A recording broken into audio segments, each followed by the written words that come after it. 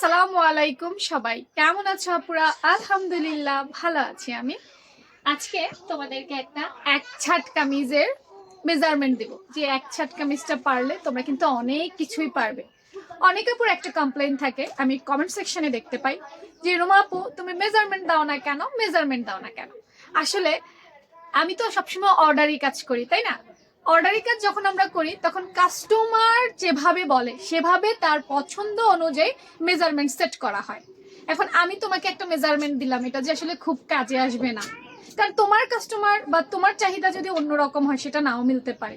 তাছাড়া একটু readymade measurement দিব, আর রেডিমেড মেজারমেন্ট গুলো আমি কিন্তু ড্রয়িং আকারে সবসময় দিই, তাই না? চলো আজকে যার জন্য দিব তার হচ্ছে 38 সাইজ। হ্যাঁ, তার বডি হচ্ছে 38 এবং তার জন্য একটা এক ছাট কামিজ বানাবো, এবং এই কামিজটা কিন্তু তোমার অনেক উপকারে আসবে। এইটা প্রথমে 4 পার্ট করে নিলাম, এটার জন্য আলাদা এক্সট্রা হাতার কাপড় নেওয়া যাবে না। কেটে বের হওয়ার পর যেটা সেটাই হাতা, কারণ এটার ঘের পুরোটাই নিতে হবে। প্রথমে সুন্দর করে ভাঁজ দিয়ে নিবে। এইখানে দেখো 4 পার্ট আছে, 1 পার্ট, 2 পার্ট, 3 পার্ট, 4 পার্ট। দেখছো এরকম 4টা পার্ট থাকবে। হ্যাঁ, 2টা পার্ট করেও কাটা যায়, বাট একসাথে 4 পার্টেই নিচ্ছি। 38 সাইজের জন্য রুমা আপু বেসিক গলা, আবারও বলছি বেসিক গলা 2.5 ইঞ্চি নিচ্ছি। ডিজাইন করলে তোমার চয়েস অনুযায়ী করতে হবে। হ্যাঁ, বেসিক গলা 2.5 ইঞ্চি, আর আমি লম্বায় নিলাম 5 ইঞ্চি। তোমরা আপুর এই ধরনের ভিডিও পছন্দ করো কিনা কমেন্ট সেকশনে জানাবা, তাহলে আপু চেষ্টা করবো এই ধরনের ভিডিওগুলোই কন্টিনিউ করার জন্য। এরপর দেখো বেসিক কাট লাইন দিলাম 6.5 ইঞ্চি, 6.5। ঠিক আছে, 6.5। আমি একটু শেপ কাটের ব্যবহার করি।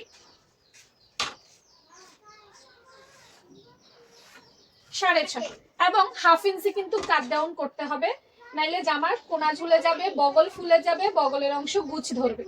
অনেকে মনে করে বগল ভুল করার কারণে বোধহয় বুক গুছ ধরে, আরে না, এই কাট ডাউন না করলেও গুছ ধরবে বা ফুলে থাকবে।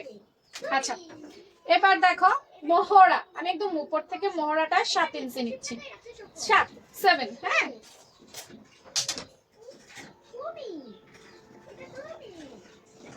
আমি জানি না দাগগুলো তোমরা স্পষ্ট দেখতে পাচ্ছ কিনা। এরপর এখান থেকে ধরেই আমি দেখো 14 ইঞ্চিতে একটা মার্ক করছি, 14তে, এবং থোড়ে 20 ইঞ্চিতে আমি কোমর লাইন নিচ্ছি।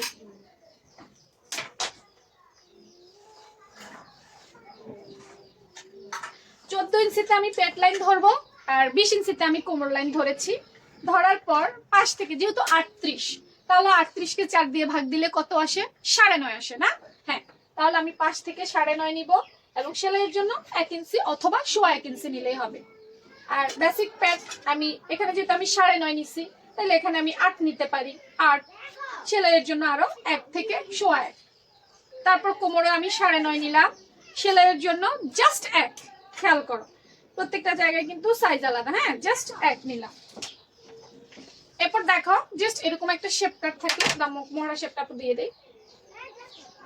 এরকম একটা শেপ কাট থাকলে অনেক বেশি ভালো, কারণ শেপ কাট দিয়ে শেপ করা যায়, তবে সব শেপ করা যাবে না, শেপ কাট দিয়ে আইডিয়া নেওয়া যায়। এই এবং এভাবে ঘুরিয়ে এই, ঠিক আছে, এভাবে করলে তোমার প্যাটের ফিটিংস, ওই যে পেছনের অংশ ফুলে থাকে বলে না অনেকে, ফুলে থাকে পেছনে, পিঠের অংশে, প্যাটের অংশে ফুলে থাকে। এইভাবে কোমরটা যদি বা প্যাট লাইনটা যদি নাও সঠিকভাবে নিতে পারো, তাহলে পিছনে টুঙ্গা হয়ে থাকবে না বা ফুলে থাকবে না।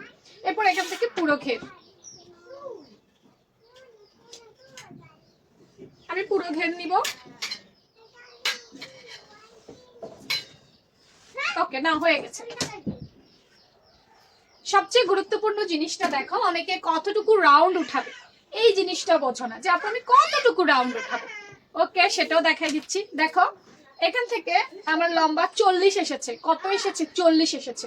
তাহলে আমি কি করব, ফিতাটা এখানে ধরবো, ধরে এইখানে এই দেখো 40, আবার একদম এখানে এই দেখো 40। দেখেছ, ফিতাটা আমি কোনাকুনি ধরলেই কিন্তু আমার পারফেক্ট ঘের উঠে গেল।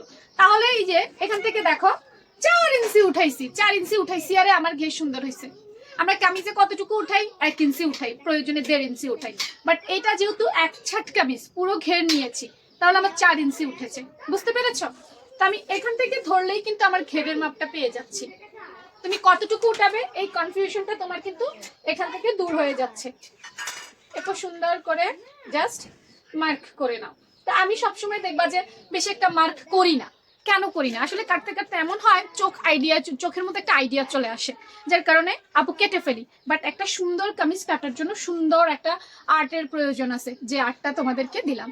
তো কেমন হয়েছে রুমা আপুকে জানাবা। তোমরা এরকম ভিডিও চাও কিনা অবশ্যই মন্তব্য করবা, বা কি ধরনের ভিডিও চাও, কি ধরনের কাটিং চাও সেটাও জানাবা। তোমাদের মন্তব্য থেকেই কিন্তু রুমা আপু বেশি বেশি করে ভিডিও দেওয়ার চেষ্টা করব। ভালো থেকো সবাই, আল্লাহ হাফেজ।